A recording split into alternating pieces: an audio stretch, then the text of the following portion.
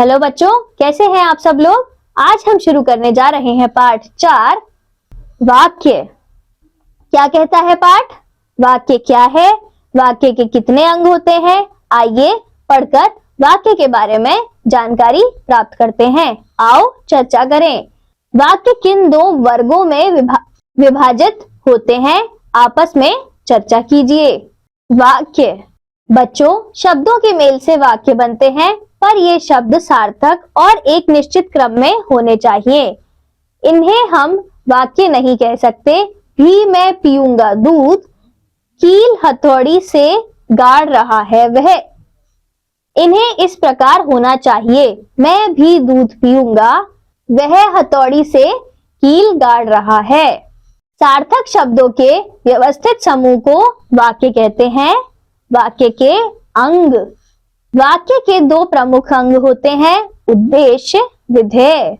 उद्देश्य वाक्य में जिसके बारे में कुछ कहा जाता है उसे उद्देश्य कहते हैं। जैसे पिताजी खाना खा रहे हैं, उदाहरण में पिताजी उद्देश्य है क्योंकि वे कर्ता है और उनके संबंध में ही बात की जा रही है।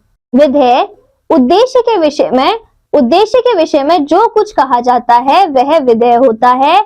इसमें कर्म तथा क्रिया आते हैं।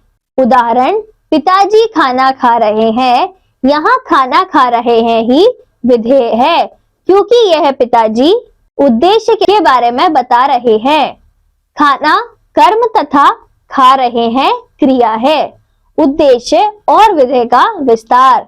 मेरा भाई रमेश जा रहा है, यहाँ रमेश करता है और उसका विस्तार है मेरा भाई, अतः मेरा भाई रमेश उद्देश्य है।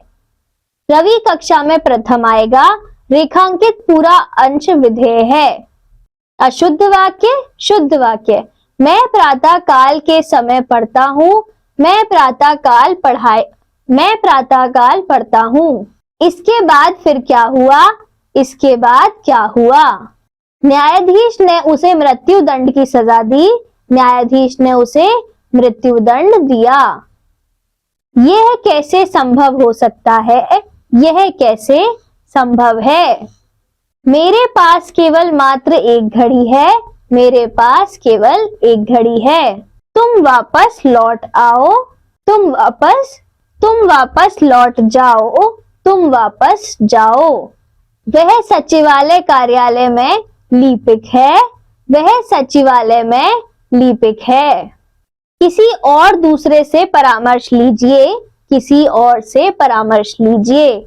गुलामी की दास्ता बुरी है, गुलामी बुरी है। गरम आग लाओ, आग लाओ। पाठ पढ़कर हमने सीखा, हम अपनी बात वाक्यों के माध्यम से कहते हैं। वाक्य में कर्ता और क्रिया अवश्य होते हैं। वाक्य के दो अंग होते हैं, उद्देश्य और विधेय। हमें वाक्यों को शुद्ध रूप में लिखना चाहिए। धन्यवाद बच्चों, अब हम मिलेंगे अगली कक्षा में।